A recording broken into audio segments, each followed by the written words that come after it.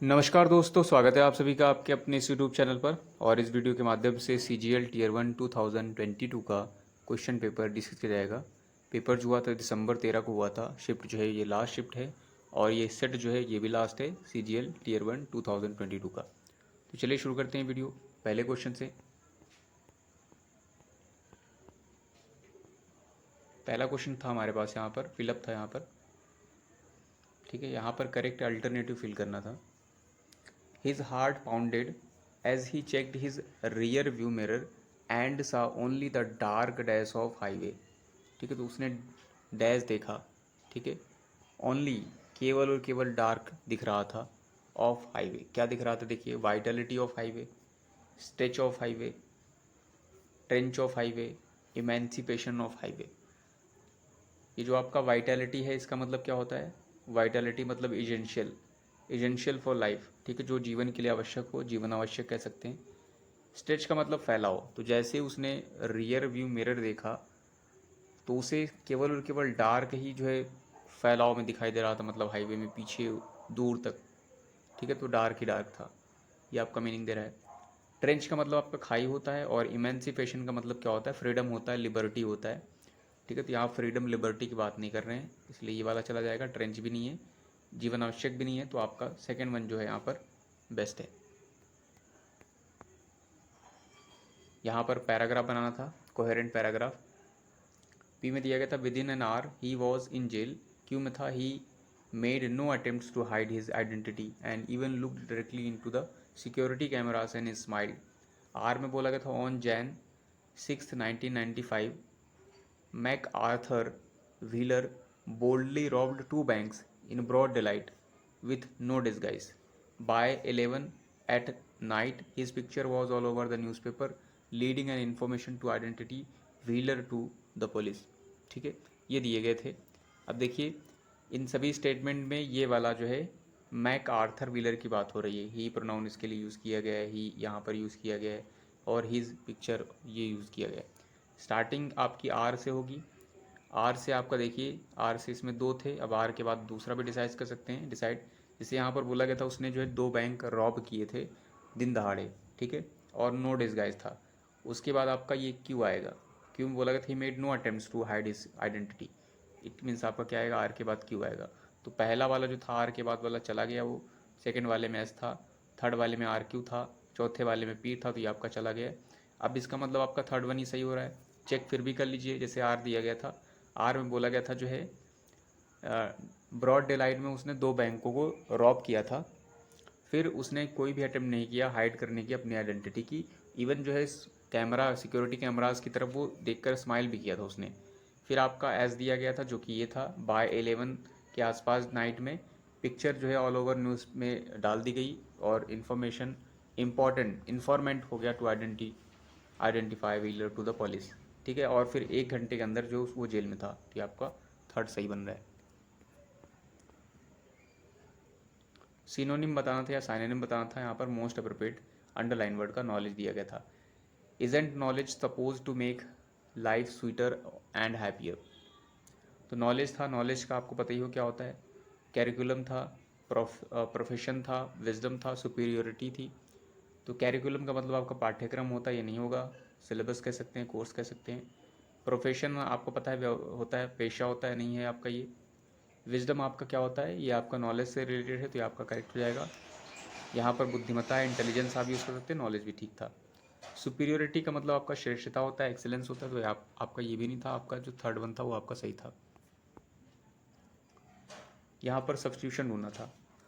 The man which was present at the meeting spoke against the chairperson, ठीक है, तो ये दिया गया था।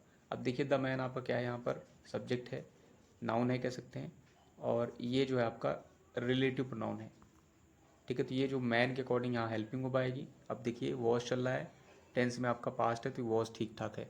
बट आपको पता होगा जो रिलेटिव प्रोनाउन होता है, ठीक है, वो पर्सनस के लिए स्पेशली जो है क्या होता है, हु होता है, हुज होता है और हुम होता है। चूँकि यहाँ पर सब्जेक्टिव केस है, इसलिए आपका हु रहेगा, हुम नहीं रहेगा। हुम ऑब्जेक्टिव केस होता है, हुज पॉजेसिव होता है। तो यहाँ पर विच गलत यूज़ किया गया था, तो ये आपका गलत लिखा गया था। पहला था option the man which again आया है। द मैन कर दिया गया, विच वॉज, तो वैसे विच आपका वैसे ही नहीं सही। इसमें बोला गया था द मैन हुम आपका नहीं सही है, क्योंकि यहाँ पर सब्जेक्ट आना चाहिए, मतलब हु आना चाहिए, ऑब्जेक्टिव केस नहीं लगेगा। फोर्थ में बोला गया था द मैन हु वॉज, देखिए यहाँ पर हु भी है और मैन के अकॉर्डिंग वॉज भी है, तो आपका फोर्थ वन सही हो रहा है। फिलअप बता था most appropriate, they were not able to get the item from the store because it was dash, because क्यों नहीं मिला, क्योंकि इट वॉज डैश है, इट वॉज इन फैशन में है, इट वॉज इन वेन है, आउट ऑफ स्टॉक है और ऑन लीव है। देखिए वो कोई चीज़ आइटम खरीदने गए थे, वो शॉप में नहीं मिला है, स्टोर में, क्योंकि वो फैशन में था इसलिए नहीं मिला, तो ये आपका गलत है। व्यर्थ था इसलिए नहीं मिला, ये भी गलत है। आउट ऑफ स्टॉक था इसलिए नहीं मिला है, तो ये आपका करेक्ट हो रहा है। अंडरलाइन इडियम की मीनिंग बतानी थी। I must tell you that it all went pear shaped after you left the meeting in the middle. ठीक है, आप चाहें थोड़ा सा मतलब मीनिंग से निकाल सकते हैं, या फिर जो दिया गया था वेंट पियर शेप्ड के लिए आपका क्या होगा। अब जैसे ये पूरा स्टेटमेंट पढ़ेंगे तो यहाँ से मीनिंग लग गई होगी, पता लग गया होगा कि अगर जो आप मीटिंग में भरी मीटिंग में आप उठकर चले जाएंगे तो कैसा होगा। उसके लिए था आपका वेंट पियर शेप। ठीक है, समथिंग वेंट या समथिंग गो पियर शेप्ड का मतलब क्या होता है, पहला था वेंट टेरेबली रॉन्ग हो जाएगा, बिकेम वेरी इंटरटेनिंग हो जाएगा, बिकेम ट्रैजिक हो जाएगा और टर्नड आउट फाइन हो जाएगा। देखिए अगर जो भरी महफिल से आप उठकर चले जाएंगे, महफिल मतलब यहाँ पर मीटिंग कह सकते हैं, ठीक है, मीटिंग हो रही है वहाँ, मीटिंग से अगर उठकर जा रहे हैं तो इसका मतलब क्या हो जाएगा, समथिंग जो बहुत ज़्यादा बुरा होगा। ठीक है, ये इंटरटेनिंग नहीं होगा, ये भी नहीं होगा, लास्ट भी नहीं होगा, तो आपका फर्स्ट वन सही है यहाँ पर। एंटोनी बताना था यहाँ पर ड्विंडल वर्ड का।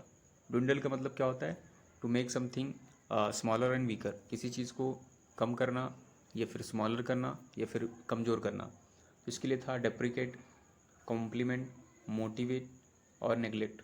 तो स्मॉलर कर रहे हैं आप यहाँ पर या फिर क्या कर रहे हैं, ठीक है, या फिर वीकर कर रहे हैं। ठीक है, तो यहाँ पर ये दिए गए थे।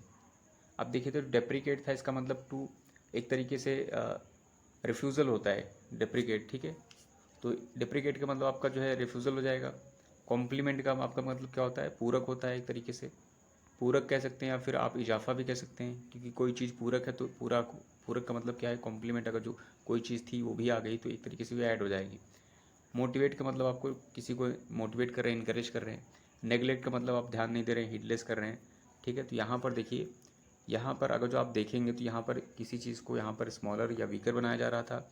डेप्रिकेट का मतलब आपका रिफ्यूज़ल हो रहा था, तो ये आपका नहीं होगा। कॉम्प्लीमेंट आपका मैच कर रहा है, क्योंकि बाकी कोई भी ऑप्शन आपका उसके आसपास नहीं है, इसलिए आपका कॉम्प्लीमेंट वाला आपका यहाँ पर सही बन रहा है।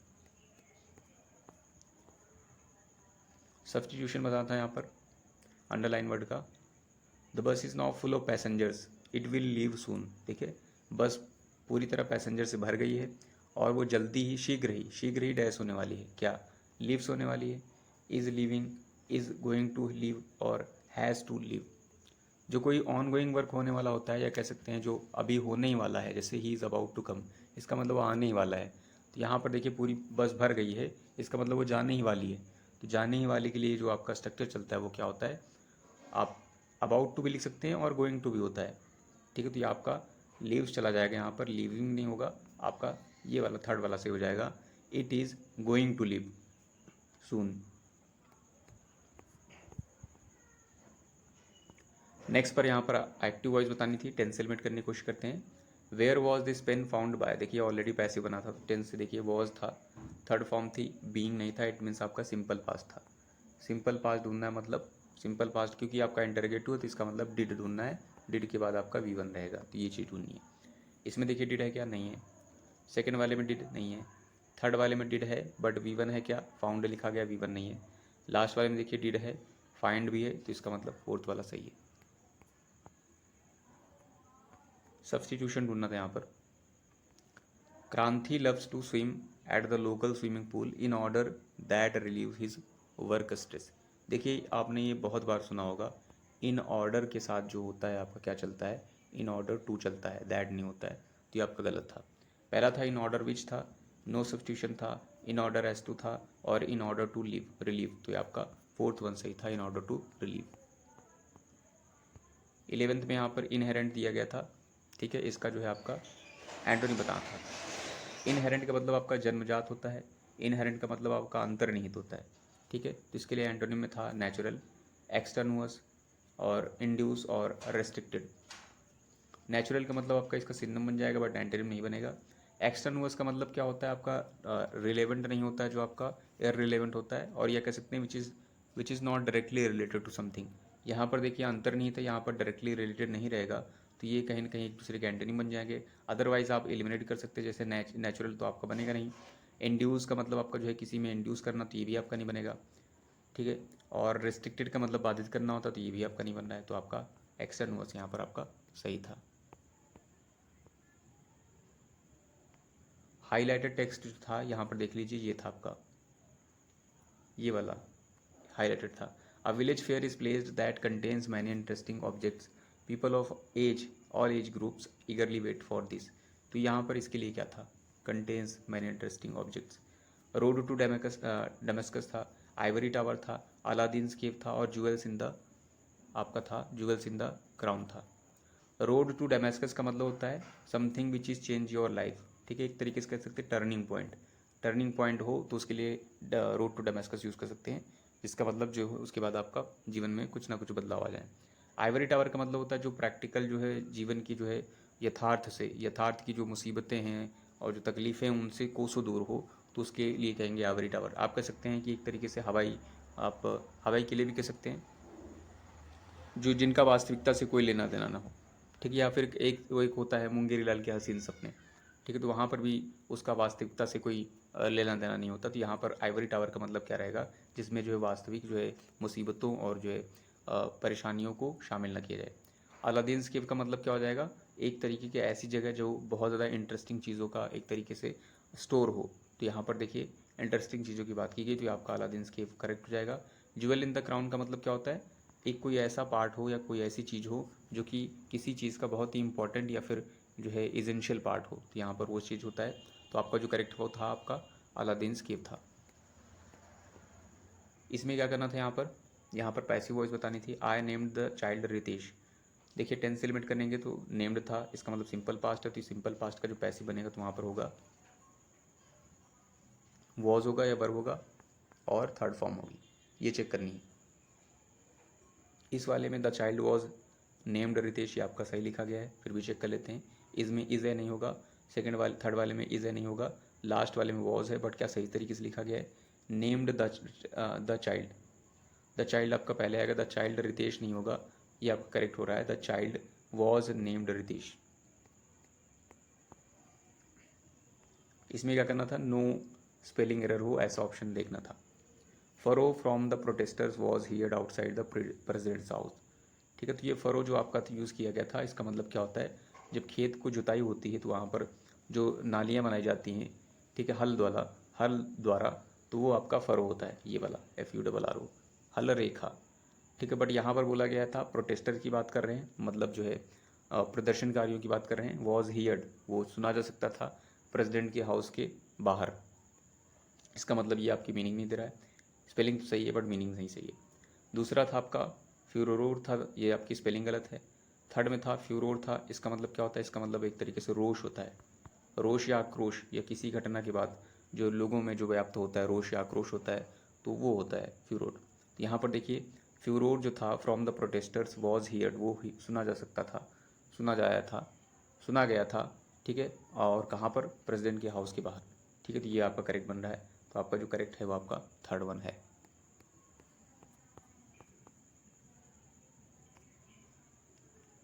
यहाँ पर हमें ढूंढना था वन वर्ड में have been correct incorrectly spelled, select the correctly spelled word for the given alternative. तो वर्ड जो है इनमिटी हमें चेक करना है कि वो इनकरेक्टली यूज़ किया गया, तो करेक्ट कौन सा होगा। जैसे यहाँ लिखा था डेकेड्स ऑफ इनमिटी की स्पेलिंग गलत लिखी गई थी, तो करेक्ट क्या होती है वो आपको यहाँ से देखनी थी। पहला था ये वाली, दूसरी इसमें ये थी, तीसरी ये थी। देखिए इनमिटी की स्पेलिंग में EN होता है, फिर MITY हो जाएगा इनमिटी, तो आपकी सेकेंड वन सही थी, जिसका मतलब आपका अनफ्रेंडलीनेस हो सकता है, हॉस्टिलिटी हो सकती है। टेंस एलिमेंट करने की कोशिश करते हैं, डायरेक्ट फॉर्म बताना था। She tells me that I am her lucky charm, ये दिया गया था। अब देखिए टेल से पता चल रहा है कि आपका प्रेजेंट टेंस रहा होगा, पास्ट नहीं रहा होगा, मतलब टोल्ड नहीं रहा होगा, ठीक है।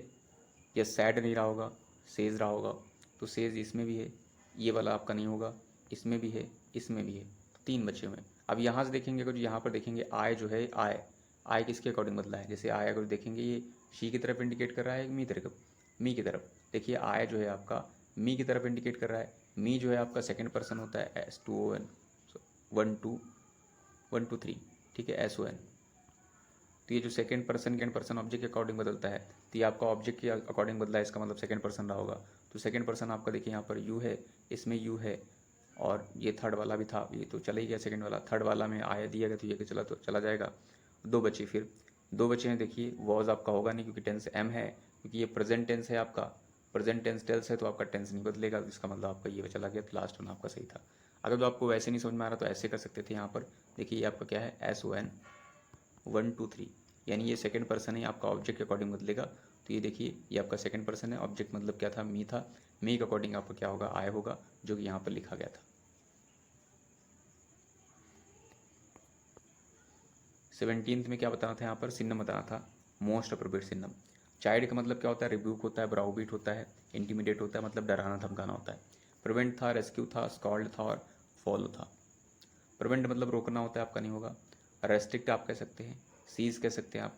रेस्क्यू मतलब बचाना होगा, नहीं होगा। स्कॉल्ड मतलब आपका सही है, और रिब्यूक का मतलब, और स्कॉल्ड चाइल्ड मतलब सोन सेम होता है। फॉलो मतलब अनुकरण करना, नहीं होगा। थर्ड वन सही था। एरर डिटेक्ट करनी थी यहाँ पर। The boy as well as his friends were absent from the class when the teacher came, ये दिया गया था। काफ़ी फेमस यहाँ पर दिया गया है, एज वेल एज दिया गया है। आपको पता है इसके साथ जब दो सब्जेक्ट ऐड किए जाते हैं तो जो पहला सब्जेक्ट यहाँ होता है उसके अकॉर्डिंग यहाँ पर हेल्पिंग वर्ब चलती है। ठीक है, तो यहाँ देखिए द बॉय था, ये आपका सिंगुलर था, एज वेल एज था, हिज फ्रेंड्स आपका प्लूरल था। तो ये जो आपका वर आया है ये आपका बॉय के अकॉर्डिंग होना चाहिए था, जो कि यहाँ पर सिंगुलर होना चाहिए था। तो ये गलत कहाँ पर था, थर्ड वाले में। 19th में यहाँ पर ऑर्डर बताना था। ठीक है, यहाँ दिया था जीनोम वाइड दिया गया था स्टार्टिंग का। पी में दिया गया था with metabolites that influences. Q में था traits like flavour, disease, resistance and texture. R में था analysis of each people enabled. S में था identification of genetic makers associated. अब देखिए एसोसिएटेड के एक साथ एक वर्ड आता है, इसके साथ क्या चलता है, विथ। क्या दिया गया कहीं पर एसोसिएटेड, देखिए पी में दिया गया, इसका मतलब एस के बाद पी आएगा। पी में देखिए फिर से देख लीजिए, इसमें दिया था identification of genetic makers associated with metabolites that influence. अब देखिए ये क्या चीज़ इन्फ्लुएंस करता है, ये मेटाबोलाइट जो है वो क्या इन्फ्लुएंस करता है, क्या वो एनालाइज करता है। और फिर देखिए इन्फ्लुएंस करने की बात करें, प्रभावित करता है, किसको प्रभावित करता है, ट्रेड्स को, लाइक फ्लेवर को, डिसीज़ को, रेजिस्टेंस को एंड टेक्सचर को। इट मीन्स एस पी के बाद आपका क्यू आएगा। तो एस पी क्यू किधर है, एस पी क्यू पहले में नहीं है, सेकेंड में एस पी क्यू नहीं है, थर्ड वाले में एस पी क्यू थर्ड वाले में है आपका, लास्ट वाले में एस पी क्यू नहीं है। तो आपका थर्ड वन सही हो रहा है। यहाँ पर ग्रामेटिकल एरर डिटेक्ट करनी थी। He describes the place vivid that inspired in us a wish to visit the same. He आपका सब्जेक्ट था, डिस्क्राइब्ड अकॉर्डिंग टू सब्जेक्ट के सिंगुलर है, सही है। द प्लेस आपका जो है नाउन है। विविड जो है आपका किसकी तरफ इंडिकेट कर रहा है, क्या प्लेस की तरफ इंडिकेट कर रहा है या वर्ब की तरफ। देखिए ये जो आपका विविड लिखा गया है ये आपका एडजेक्टिव है, और ये आपके इंडिकेट किसकी तरफ कर रहा है, ये आपका कर रहा है डिस्क्राइब की तरफ। ठीक है, विविड का मतलब ज्वलंत, एकदम जीवंत जो है उसने डिस्क्राइब किया है। तो ये जो आपका वर्ब की तरफ इंडिकेट करेगा तो आपका एडवर्ब की ज़रूरत थी यहाँ पर। तो एडवर्ब में विविड नहीं होता है, विविडली होगा, इसका मतलब यहाँ पर आपका गलत है। फर्स्ट वन में एरर है आपके यहाँ पर विविडली होना चाहिए था। पैसेज पर आते हैं, पैसेज दिया गया था यहाँ पर। एक्सरसाइज के बारे में दिया गया था। Exercise is the dash of muscles है and limbs which is done to dash up a specific outcome. The chief aim of doing exercise is usually dash fitness. At the end of our dash day we prefer to dash in leisure activities rather than a workout. Fill up पर आते हैं 1 नंबर। Exercise जो है is the dash है of muscles and limbs which is done to dash. क्या है exercise muscles और लिम्स का, मोशन है, करंट है या मूवमेंट है, फ्लक्चुएशन है। मोशन का मतलब आपका जो है गति होती है, नहीं होगा। करंट भी आपका नहीं होगा, मूवमेंट है एक तरीके से, मसल्स और लिम्स का मूवमेंट है एक्सरसाइज। फ्लक्चुएशन का मतलब उतार चढ़ाव ऐसे ऐसे। तो आपका जो करेक्ट था वो थर्ड वन था। सेकेंड नंबर में बोला गया था, ठीक है ये है, ठीक है, which is done to dash, ये डन किया जाता है यानी एक्सरसाइज डन की जाती है डैश आ स्पेसिफिक आउटकम के लिए, किसी एक स्पेशल जो है आउटकम के लिए, विशेष जो आउटकम के लिए। Yield a special outcome, to attain a special outcome, to establish a special outcome, procure a special outcome. Yield का मतलब क्या होता है, पैदावार होती है फसल वगैरह में, या किसी के साथ समर्पण कर देना, ये आपका नहीं होगा। अटेन का मतलब प्राप्त करने के लिए, तो यहाँ पर मैच भी कर रहा है आपका। जो एक्सरसाइज है is the dash of muscles, movement है मसल्स ऑफ लिम्स का, which is done to attain a specific outcome, जो अटेन करने के लिए होता है, एक विशेष जो आउटकम प्राप्त करने के लिए होता है। स्टैब्लिश का मतलब स्थापित करना, जो कि नहीं था। प्रोक्योर का मतलब क्या होता है, obtain something with great difficulty, तो ये भी आपका नहीं था। आपका करेक्ट जो था वो आपका सेकेंड वन था। थर्ड पे आते, थर्ड में बोला गया था चीफ जो एम है of doing exercise is usually dash fitness. ठीक है, मेन पर्पज जो एक्सरसाइज का है वो क्या है, magnifying fitness, amplifying fitness, intensify fitness, enhancing fitness. देखिए मैग्नीफाई का मतलब जो है एक तरीके से मैग्नीफाई करना, मतलब बढ़ाना सेंस में है। एम्पलीफाई का मतलब भी तीव्रता या बढ़ाना सेंस में है। इंटेंसीफाई करना की मतलब सेम ही सेंस है। इन्हेंसिंग का मतलब क्या होता है, किसी चीज़ को और थोड़ा सा इम्प्रूव करना। ठीक है, और यहाँ पर फिटनेस की बात कर रहे हैं। ठीक है, सुधार करना भी आप कह सकते हैं। इन्हेंस का मतलब जैसे इन्हेंस वोकेबलरी आपने देखा होगा, तो यहाँ पर जो है आपका जो करेक्ट मीनिंग देगा वो आपका फोर्थ वन दे रहा है। The chief aim of doing exercise is usually enhance fitness.